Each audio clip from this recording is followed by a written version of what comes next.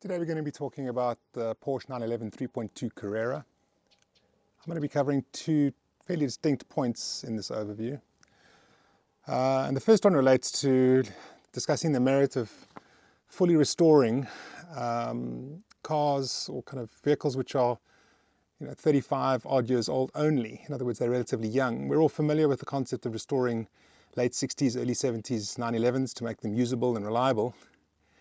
But what is the thinking behind the restoration, the full restoration, nut and bolt restoration of a vehicle that is, in relative terms, still very young and, if well looked after, fully usable, not really requiring, let's call it restoration, or certainly not for the same reasons as an early car. And to cover that point, I'm in fact going to focus in on this car over here. And both of these vehicles left our production line at very much the same time. This is an 89 911 3.2 Carrera, a G50 as we call it. Both vehicles are ostensibly identical in terms of how they left the showroom floor. One is an 87 on the left, the other one is an 89. They're both US spec vehicles.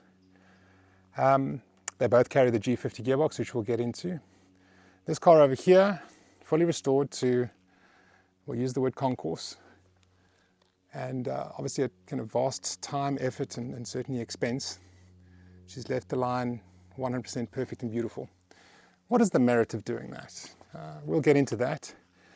The other point that I'm going to make is if you're going to go to the effort and the expense of taking these cars apart, every single nut and bolt, what would you change on them to arguably make them better, in inverted commas, and better being for your needs? What would you change? What would you kind of upgrade, as it were? So that's why I'm going to really cover two cars at the same time, but we're really going to focus on this guy here, which is, she's an 87, as I've mentioned, and a very, very interesting car. But before we dive in purely into her, let's have a bit of a history lesson on the 3.2. Followed the 911 SC, which ran from 78 through to 83. Inherited from the SC the same 3-litre motor, at least the engine casing of the 3-litre motor, which came out of the SC, one of the best motors Porsche have ever built. But Porsche did an interesting thing and just kind of extended the bore slightly, which is kind of the circumference of the cylinder, by 3 mils, and then kind of increased the stroke, which is the distance that the piston travels inside of that cylinder, by 4 mils. And bada bing, out came just under 3.2 litres of capacity in these motors. So the 3.2 litre motor is kind of a very, very close brother or cousin to the 911 SC. Very, very good motors to start with. But the 3.2 also got one or two extra things. It got electronic kind of fuel injection, which we will be talking about in quite a bit of detail. And in fact, the later models also then inherited the G50 gearbox, which we will talk about in context. In terms of rarity or collectability, a fair number of 3.2s were produced. So in total, 76,500, which includes the models all the way from 84 through to 89. 53,000 of those were the non-G50s, which ran up to kind of late 86, early 87. But only 23,500 odd ran with that G50 gearbox. So yes, 23,500 911 3.2 G50 Carreras walking around or running around. I guess that's relatively rare. Let's focus in on this guy. We build our clients' kind of cars rather to client briefs. So I like to understand what a client owns, what they drive, what they want from a car, and then we go through the process of building them something which works purely for their needs. And this car, very special car, something that I've really enjoyed building, came to us as a brief as follows, which is, first thing is, it was to share a garage with a Singer turbo study. Great company to keep. But there's another interesting lesson in that, which is the client wanted a car that he could drive, and it was a driver's car that we needed to build.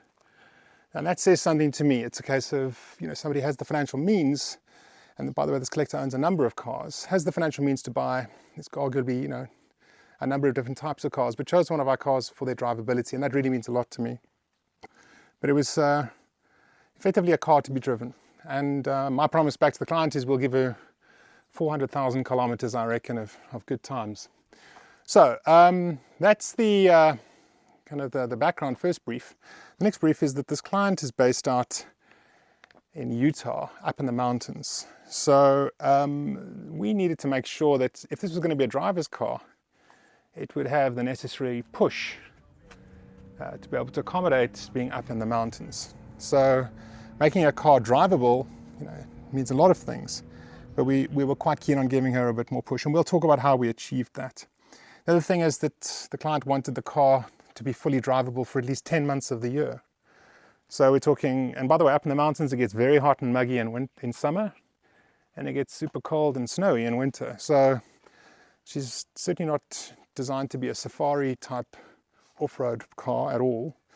But we did want to make sure that she could be used almost year-round. That means keeping heating, keeping cooling, making sure that she can be cooler in the warmer months.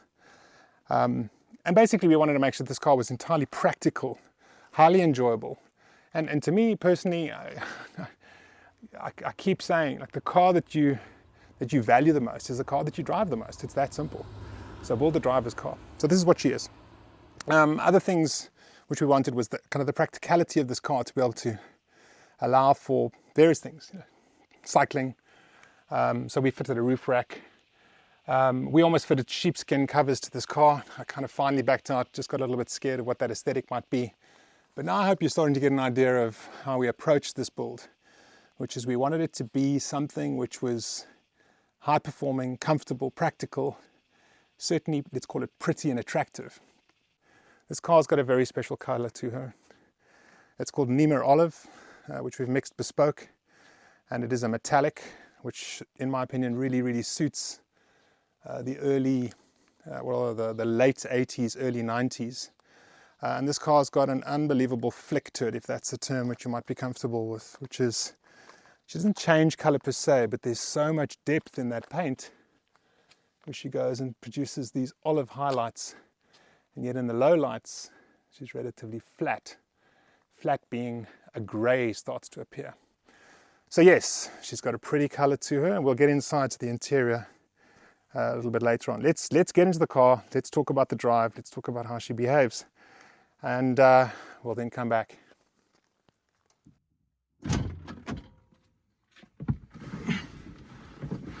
Okay, we're going to take a quick drive in this car. I'm going to use this drive just to point out the key differences, or remarkable, more interesting things about this vehicle. We're going to start with the elephant in the room, which is the motor. And let's start with why we built it the way that we did. The client for whom this car was built is based... It's 2,000 meters or 7,000 feet above sea level. I mean, the air is thinner than a bride's nightie, and you lose a lot of power based on the limited amount of oxygen that's coming, that's part of that air.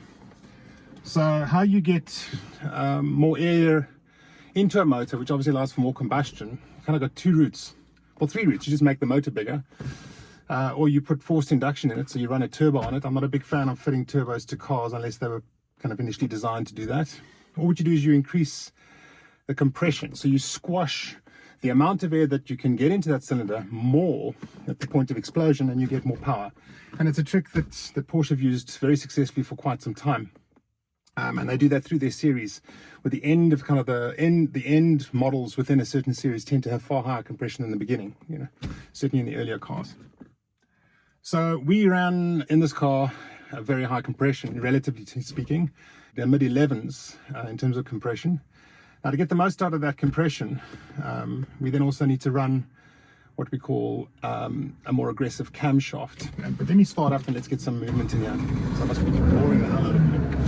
But anyway, and that's why we use very aggressive cams in racing cars, because they are able to kind of get the air through them faster, high compression when they go like the clappers. But the problem with high compression and aggressive cams in vehicles like the 3.2 Carrera is that they have got electronically managed fuel injection, and that is managed by fairly rudimentary air and fuel mixture sensors.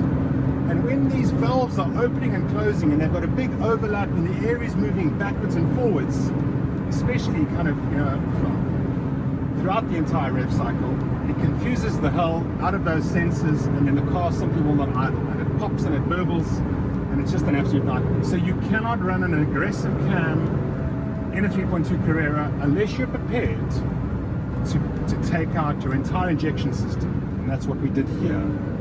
So this car runs on PMO carburetors.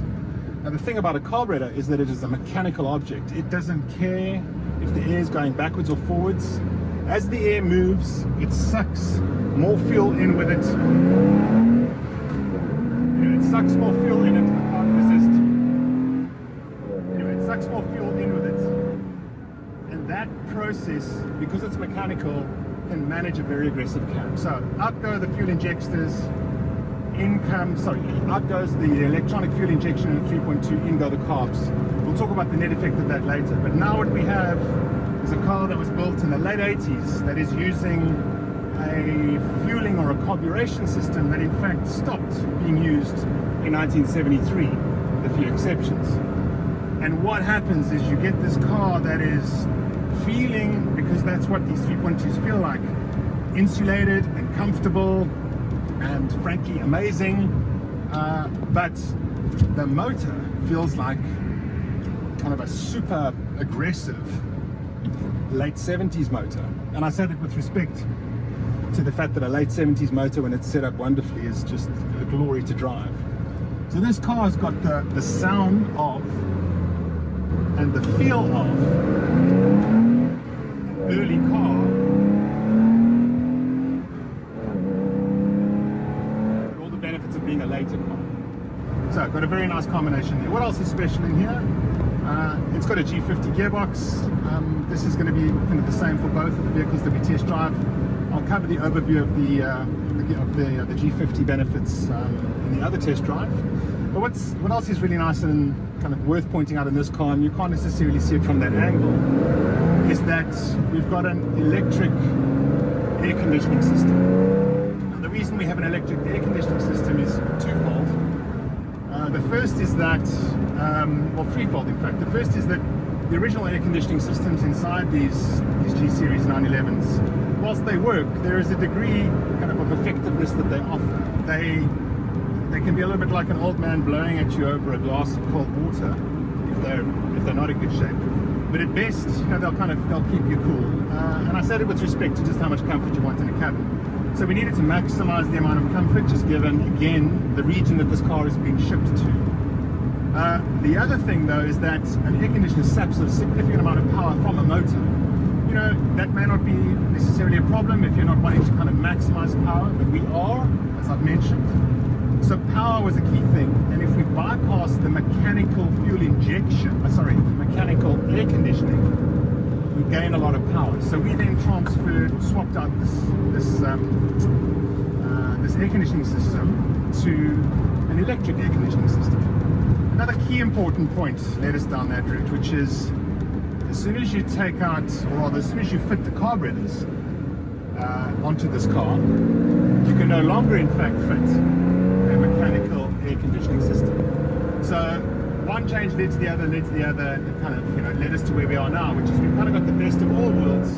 We have an electric air conditioning system, expensive kit, very difficult to install, but once it's in, it's amazing. It's one button that you press.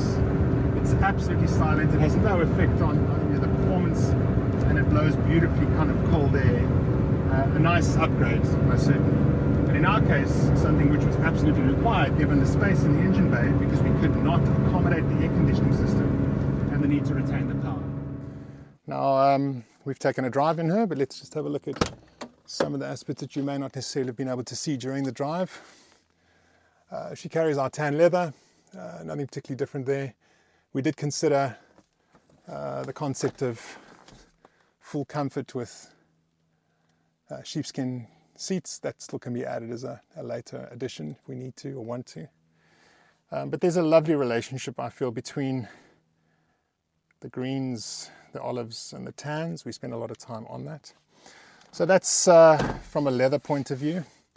I like retaining original wheels in cars, not as a rule, but there's something about this wheel which I think has had somewhat of a kind of a, let's call it, a lot of people like to whip them out and throw in, kind of aftermarkets and so on.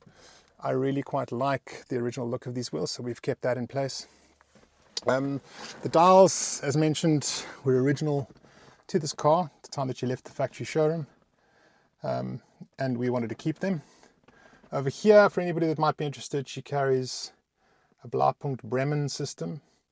And then we've done a lot of work to try and hide the fact that she's actually got extremely good sound in her. So there's like a two-way system in there with some tweeters using the original positioning, and over at the back we've also got the original speaker covers, but high spec inside there, and we've also got the hidden ability to create some bass. So that's what she looks like on the inside. She carries a sunroof, which I always feel the practicality of trumps sometimes the collectability of a non-sunroof or a slick top. So that's what she looks like on the inside. Let's now have a look at what's happening in the back. Before we do, another interesting little addition. This car wasn't originally spec'd with a rear wiper. We in fact added a rear wiper. Again, based on where she's going, kind of the dirt on the roads, the snow, etc. The practicality of a wiper is something which the client wanted. I personally really quite like the aesthetic of rear wipers. So all of you that have perhaps taken them off your car, just make sure that you keep them in a box, because one day you might want to put them back. Let's have a look. So let's also talk about this. All of our very high spec motors, or of late the very, very high spec motors which we have, are kind of getting this little nomenclature of sack of wolves. Just a bit of fun really. But it comes down to the very high compression that's running inside this motor. So as mentioned, the high compression can only really be kind of taken fully advantage of with an aggressive cam. An aggressive cam then requires the fitment of these PMO carburetors. When you remove the entire injection system and fit the carburetors, a whole bunch of stuff starts to happen. One is you lose all of the space that previously held the air conditioning system, and hence you have to replace that should you want air kind of cooling to happen. The other thing that has to happen is, if you wanted to take full advantage of that very high compression, you're going to have to convert to twin spark. So this car is a twin spark RSR cammed 11.4 compressed PMO carbed 3.2, and those in kind of stats terms puts her in the 300 horsepower plus range, versus where she would have been when she originally came out of the shop, certainly from a USA point of view, would have been around 217 horsepower. So there's a key difference between the US spec and the rest of world spec in the late G50 cars. The rest of the world got 11 horsepower more than you did, based on a slightly higher compression. But what you're looking at here is kind of the business in the rear. And that change was, well, it delivers, as you will have seen from the video, a very specific feel.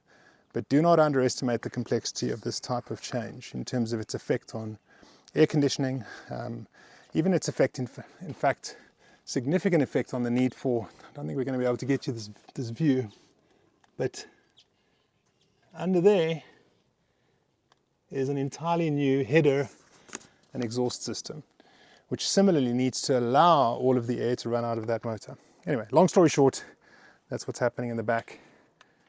Another important, let's call it differentiating factor of the 3.2s, in fact over the 911 SCs, is from a showroom point of view, they were available with 7 and 8J wheels. In fact, on this car, 7 and 8J wheels.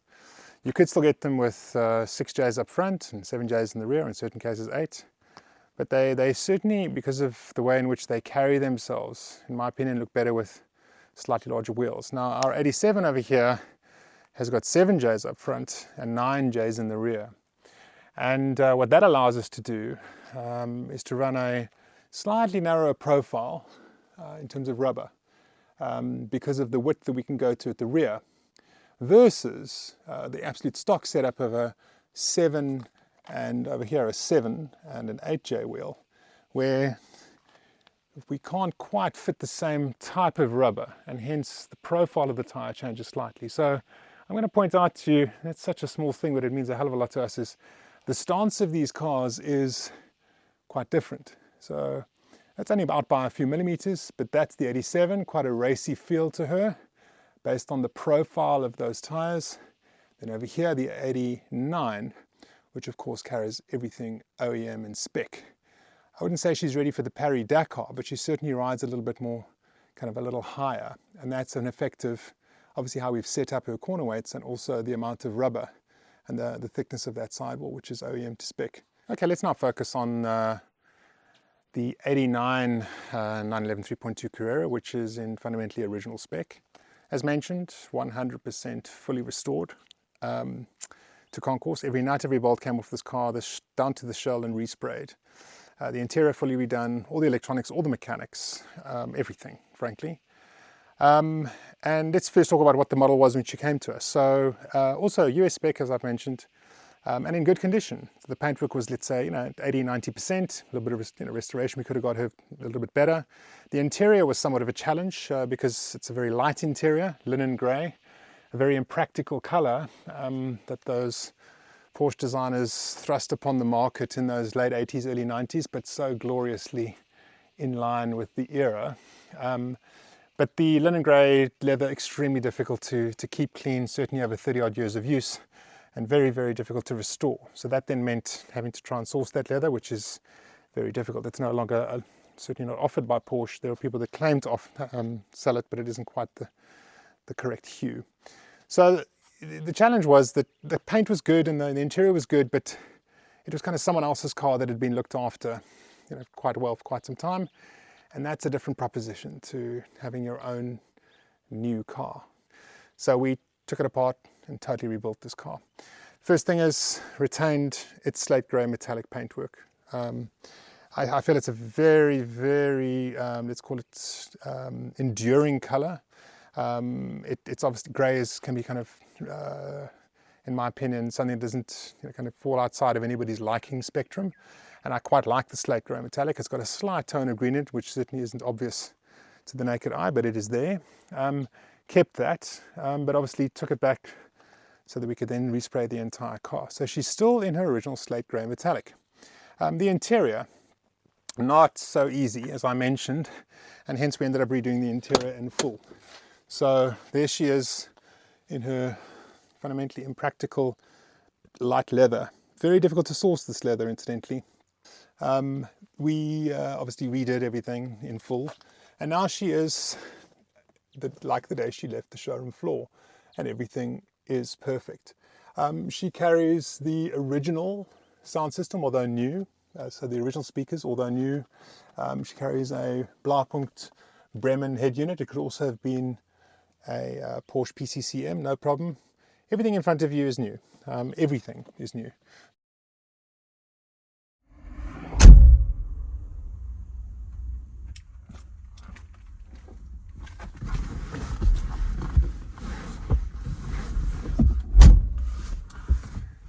Okay, so now we're going to take a drive in the effectively stock 89 3.2 Carrera. And the point that I'm going to make here, we'll talk a little bit about performance and how the car drives in a second, but the key underlying point here is the merit of fully restoring kind of to concourse and above level a car that's only 35 years old, and kind of what it is that you get from that. So to point out again, everything in this car is new. So it has that new car smell. So kind of what is it that you get from that? Well, aside from the argument around collectability and the value of these cars going forward, and the sheer cost of the labor, which will only increase, and kind of the availability of these cars, which will only decrease. To get cars into absolute showroom condition, I believe they're going to become progressively more and more valuable. But that aside, there is something about an 89 vehicle. Now, I'm 53 years old, if that means anything. I tend to find that a lot of the clients that we work with are roughly in that range, kind of 40s, 50s. Some a little younger, certainly some a little older. But I remember being in my high school or kind of just before college years, and we had those rich friends. Everybody's got the rich friends, and the rich friends had like that amazing car. In this case, there was one friend that did in fact have 911s, and I just remember that feeling of being in one of those cars as it being quite amazing. And another friend, it happened to be, I think, a 7 Series BMW, late 80s, and it had this white interior, and I just remember that there was this feeling of absolute luxury and class, unattainability, And that's ironically what it is that I feel when I get into this car. It's got this weird feeling of being that car that I could not at the time certainly even dream of one day owning. So, that's the weird thing that you get out of getting a car like this into absolutely perfect condition. You get to time travel back to being the age that whatever age you were. I happened to be 18 in 1989. But you get to travel back to being that age, and you're in that car, but a brand new version of it. Now, I don't mean to be sentimental, and that really isn't my point. But my point is that is a particularly unusual feeling to be able to achieve, and it isn't necessarily something that you yearn for. A lot of the customers or clients that we work with have all sorts of different reasons as to why they want to get into these cars. But I firmly believe that underneath that wish for performance or kind of nostalgia, and nostalgia isn't a word that I actually quite like, because it isn't so much a hankering for the past. It's the things that you felt then that are so difficult to feel now. So, for example, speed is a number, whereas fast is a feeling. And if you take an early car and you make it fast, it will give it more speed. It really feels fast. So it's the things that we want to feel that are so difficult to come by. And long story short, if you take one of these beautiful vehicles and you restore it to brand new, not only are you're I think creating an absolute investment, like a fail-safe investment asset. It can and will only increase in value, but it also gives you a little something which is so extremely hard to come by, which is a kind of a sense of, almost awe. And the older one gets, the more accessible things become. Not in all cases, but in some cases. And yet there's some things which you just cannot access, and I think this starts to touch on that. So what this car presents versus the other 3.2 Carrera is it's got an entirely different value proposition. It is a time capsule. It is something which is extremely comfortable. You must understand it is the last iteration of the G series. So it has everything in it that the technology allowed for at the time. So, for example, it's got this really interesting little indicator here which tells me to change gear once I'm at a certain rev to speed ratio in a specific gear. So there's some little computational thing happening in the background there which is making all of that happen. But it's got a really efficient air conditioning system. It's got all the mod cons that effectively the last of the true classic shape 911s could get. The 964 still shares the same proportions in terms of doors and windows, but the entire shape of the car, based on the fenders, certainly the rear, and to a great extent a lot of the front, started to change. So the 964 has its own specific aesthetic, which is quite remarkably different from the G series. So the G series really represents that kind of that last iconic 911 aesthetic, and this is, without a doubt, this is the best incarnation of that. So now, what do? Do you take one of these vehicles and change it and turn it into arguably a better version of itself, like we have again, arguably with the 87, or do you keep them exactly as they are? And frankly, it's absolutely up to you. This is in fact my car. I could have done anything to it. It could be any color, it could be any specification in the back, and I took the decision to not mess with it and rather take what was a fundamentally good car when I bought it in the first place, but make it absolutely perfect, but not move outside of the realms of what that car was in 1989, but make it absolutely perfect now in 2025. I've given it, these cars, it's 35 years old now. I've taken it back to zero. How many years has it got in it? It'll outlive me. There's no question about that. So I could have done anything, but I decided to keep this 100% stock. It's fast. It'll go faster than any fine that I'm prepared to pay. It is efficient. From a fuel point of view, it's extremely comfortable. And for me, it suits what it is that I want. I can say with respect that I'm fortunate enough to own other cars which are faster, newer, older, and hence maybe they scratch a specific itch that somebody might have, in terms of what they would want a car like this to do for them. But therein again lies my point. It's like everybody has a different want or need from these cars. You might want to, like I was mentioning before, relive a certain nostalgic view that you had of these cars. You might want to invest in an appreciating asset. You might want to scare the neighbors with the kind of fastest, loudest, whatever it is that it might be. Or you might want to go and win some races. And maybe in closing then, for that argument, that's what these 911s allow you to do. We can literally, they're so malleable, we can turn these cars into any one of those iterations using fundamentally Porsche components. And it shows you just how, I think, intelligent the engineering was, the teams were that put these cars together right back into kind of the early 60s.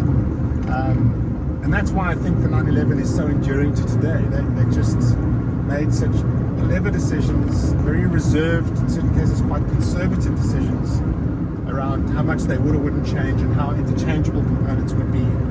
And what it's resulted in is this mark, which is kind of, it is something which is just only appreciating, and people want these cars. People want the new ones, people want the old ones. The old ones are now, ironically, harder to find than the new ones, and certainly in most cases more expensive. But that's just a factor of economics. But that's what these 911s give you. Quite amazing. Okay, well then now I guess in conclusion, we can now start, attempting to compare these two vehicles directly and see what other conclusions we come to. The first kind of point, I guess, is that, and I've said this before, but I'll say it again, there is no better car, one versus the other. Certainly the 87 has got an attraction to it based on its quite unique aesthetic. It's got the most glorious paint job to it. It's got a story to tell, and it's going to give its owner many hundreds of thousands of miles of joy. And it is, I'd like to think, exactly what that person was wanting out of their car. It doesn't mean that this is now an inferior car whatsoever. And in fact, there's an argument, a counter-argument, which is, in 10, 15, 20, 30 years' time, which car will be the most attractive then? Is it the one that's had a modification that was apt to 2025 for a particular client that lived in the mountains? Or would this car, in fact, have more value for the tastes and whatever those tastes might be in 25 years' time? And I guess, that then comes down to another simple point, which is, what it is that you can do with these vehicles, how you can turn them into the shape that you want them, how they retain their value and increase their value based on, let's call it, different things which they can do. Only time will tell.